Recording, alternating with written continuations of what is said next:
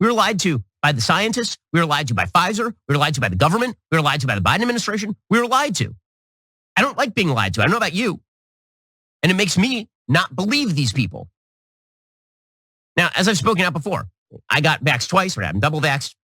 My wife, being a doctor and seeing vulnerable patients, is triple-vaxxed. But knowing now what I know then, knowing then what I know now, rather, would I have actually gotten vaxxed based on the information that my actual chances of death from COVID were exorbitantly low, and I wouldn't be preventing my parents from getting it? That was really what I was concerned about, because we were bubbled with my parents. Would I have gotten it? I don't know. I really don't know. I think maybe not. Because again, my personal risk when it comes to the vaccine was extremely low when it came to COVID. I'm a young, healthy male with no pre-existing conditions.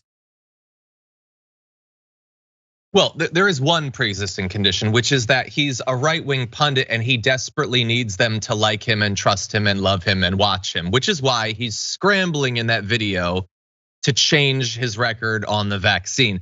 You see, Ben Shapiro actually got a little bit of credit from people like me over the past few years, because while almost everyone else on the right was telling people not to get vaccinated, he made the bold, crazy decision to go along with Donald Trump and say, hey, this is the thing that Donald Trump made, supposedly, that he really likes. Maybe we should take it and not die needlessly.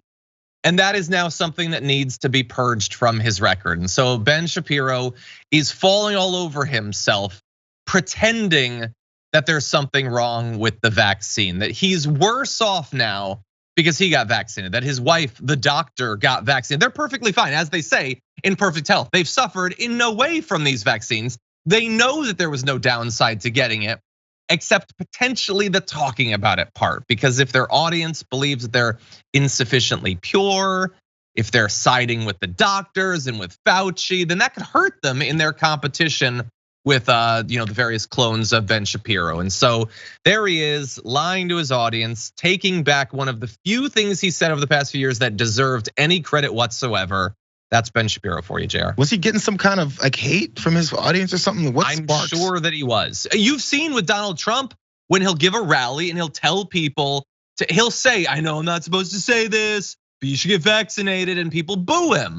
Yeah. They are super sensitive to that sort of stuff.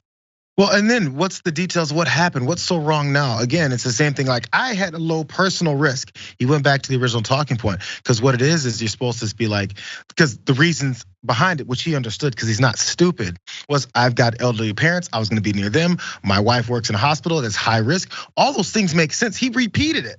I'm not sure why, because that's making the case for why this is a bad move. This is a bad thing to recount your actual experience on, because you were right. You told us reasons why you were right. You have to eliminate the facts, Ben, before you then say the nonsense. You can't give facts and then say I'm against them. That's weird. Yeah. But except for people who listen to you, then they'd be like, that's right. Reject those facts. Go with stupidity. That's what we do.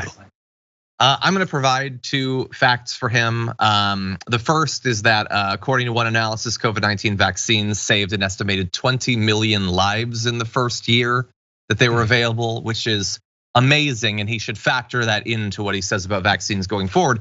The second fact he should factor into how he uses language, and this is the most petty thing that I'll literally ever say, except that I'm told continually that he's an intellectual gladiator and he went to better schools than me, he's much smarter. Exorbitant doesn't mean very, it means very high. You can't say exorbitantly low, that's nonsensical. That the word has an actual meaning, buddy. There, can I be petty too at times? Can I be pedantic at times? Words have meanings.